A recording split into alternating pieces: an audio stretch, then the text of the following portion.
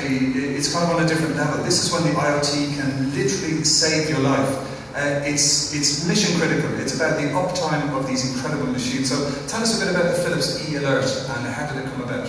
Well, it first starts off with an issue. We had an issue at a system way down in Wichita, Kansas, which most of you probably don't know where it's at. But either case is the magnet had a problem, and we didn't have any type of visibility as to why this issue happened. So we started looking around at all the different things that we could have access to via IoT, and say there's got to be a better way for us to be able to look at our systems and be able to monitor them, and in particular be able to alert the customers and engineers when there's an issue that's critical.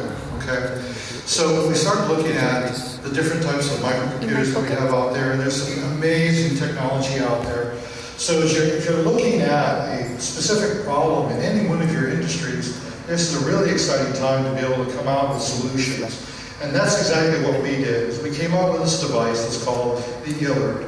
And what the e-alert does is it monitors a bunch of critical parameters on the MRR and looks at things like the room temperature, the humidity levels. You know, the way I look at an MRI is I often kind of equate it to the Bugatti Veyron. I mean, this is an incredible car. And if you're going to take a Bugatti down the highway, and you're going to open it up, and you want to go 300 kilometers an hour, I would expect that your tires would be full, you'd have a full tank of petrol, everything would be perfect, so that you'd have that awesome ride. Well, the same thing happens with an MRR. It's a very, very complicated piece of equipment. And we have these cryogenic systems that keep the magnets nice and cool, and everything's running on superconductivity. So it's very, very critical that we have these different types of things monitored so that when something goes wrong, we can report it and immediately act on it. And that's what the e-alert does.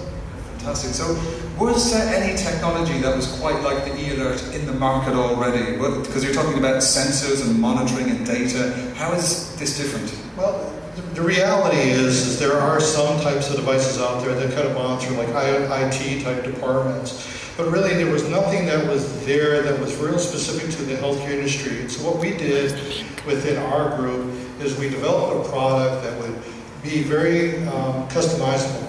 Right now, we're not only moving from MR, but we're looking at other modalities such as PET scanners and CT scanners. All these types of what we would call big iron type systems that are very mission critical to a lot of the hospitals in that healthcare. For example, if an MRI system goes down, the average hospital working an 8-hour day is probably going to see about 15 patients. Well, if that system goes down, that means 15 patients that are going to have to wait for quality care. And if it is a problem where it requires a part replacement, you're talking days. And so now you're talking 2-3 days that a system could potentially be down, when in fact, if you just knew within the first hour that there was an issue, you could have addressed it and would have had no downtime whatsoever. I like, there's a video that we were watching before we came here. That's one of your customers, and the quote I really love from this is that Philips come and they fix problems before we know that they exist. I mean, that's so cool. The preemptive care is just that there's no downtime. It's just a seamless, top quality service. So we're kind of monitoring technologies in the market up to this stage. Why did you decide to build your own Philips e-alert rather than using existing tech, would you say? Really, because we wanted something that was going to be more customizable, something that we could really use within our key market. Basically, Philips is a healthcare provider. We not only supply service offerings for Philips, but we also work on GE and Siemens and a lot of other competitors. So we wanted a solution that could be pretty much open source, that we could put on absolutely anything. And as kind of an example that I had told you is I have a hot tub in my home, and if the pump fails in my hot tub, my hot tub can freeze in the wintertime because it gets very cold in Kansas City, where I'm from. And so I actually have one of these devices monitoring my hot tub, and it sent me a message earlier today to say my tub was getting too hot, so my daughter is going over to my house to actually drop the temperature a little bit. But the whole point of this is that we're just scratching the surface of what IoT can do, and with all these little types of devices and how they connect. And I tell you, the biggest thing, the biggest success in our e-alert system is the fact that we have that instant SMS messaging. We have an alert will go out immediately. Now I can send an email to an engineer and say this is what the problem is in the system, but when is he going to look at it? And really, when we're looking at healthcare, we want to see something that happens immediately. This is actionable. We want to be able to respond to it quite quickly. And one of the stories that we had from an actual site that we had done work at with the E-Alert is they had an air conditioning failure. Now, the engineer, you know, was really nice about what we did in our software is we set it so that the room temperature always was at 68 degrees Fahrenheit. Sorry for the Celsius people in the audience, but 68 degrees. And so when the temperature hit 70 degrees, it sent an alert saying that there's a problem. The temperature never should be 70 degrees in here, it's always 68. So it immediately sent him an SMS message. It went to him, it went to the head of the biomed at the facility. So he picked up his message, he called his customer, and said, well, I just got an alert from the E-Alert system saying that there's something wrong with the room. At the same time, the biomed manager walks in and says, hey, there's a problem with your air conditioning system, we'll get working on it. And then they go and they work on the problem. 2 hours later, it's resolved and it's all taken care of. The thing that's really interesting to note is at no time during any of this did they stop scanning. So patients got done. There was no damage to the system, which the systems can generate quite a bit of heat. So there was no downtime. It was great. It was a great solution. Fantastic. And this is something that we're seeing a lot of at OpenMarket. A lot of our kind of 400 plus enterprise customers, they're using SMS for really mission critical announcements and notifications.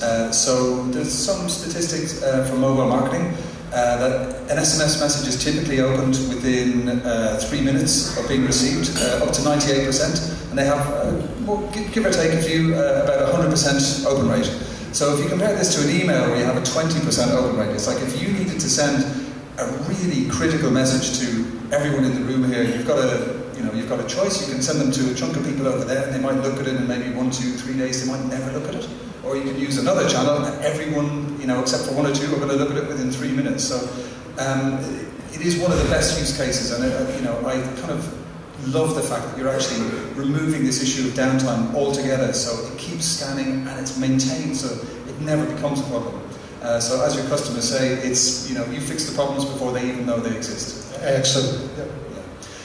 There was a great white paper published earlier this year by Portio Research, one of the kind of oldest and most respected experts in the world of mobile and telcos and mobile devices, etc. And they coined SMS to be the language of 6 billion people, because there are 6 billion mobile devices capable of sending and receiving an SMS globally. Nobody needs any training. Anyone who has a mobile phone can send and receive SMS. You don't need to install an app. You don't need data, etc., etc. So for certain use cases, it's phenomenal.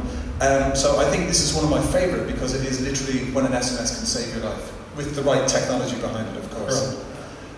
So tell us, how do you kind of think about the Internet of Things more broadly? You've hooked up your hot tub, you've hooked up your MRI scanners. I mean, this is quite a broad range. Where do you think it could possibly go from here? Well, 20 years ago we were talking about the connected home. You were saying earlier the connected refrigerator. Really, a lot of that did not happen. We're really, I think, right now, probably at the beginning of a very exciting era with technology getting to be much, much, much smaller. Microcomputers are changing everything. And I'd almost say that anyone with a problem will find a solution someplace. Fantastic, yeah. And I think one thing that's been very rewarding kind of working with you guys at OpenMarket is the fact that you've put us through our paces in terms of global coverage, because which is great, it's exactly what we love. So you've come to us and said, okay, we need to be in this territory, in that territory, in that territory, and it has to be truly a global two-way messaging solution. Yeah, so we started out with just doing some SMS messaging in the U.S. Our project started out with this as a U.S. homegrown type of solution. And then our corporate agency came to us and said, this thing is so successful, we want to roll it out globally. And that became a big problem for us until we met.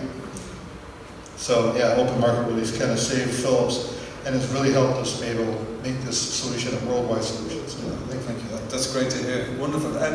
We may have 1 or 2 minutes for a couple of questions from the audience, if we have any questions. Anyone have a question? So, young lady in the front. Hi, my name is Picture, Vivian. pick one. It was a great chat you guys had there. I don't know if it's just for the time being to mention, like there is this big wave on what happened last week with the crash of the internet, and if that was an IoT case, and like, you know, what would be the safety that we can have with like IoT going broadly in use and attacks and everything? If you guys can comment on.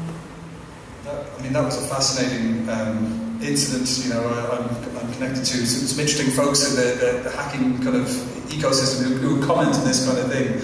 I think a lot of that seemingly, because I've seen lists of devices that were unsecure, and a lot of them are routers, which are set up with very rudimentary passwords. So the password would be password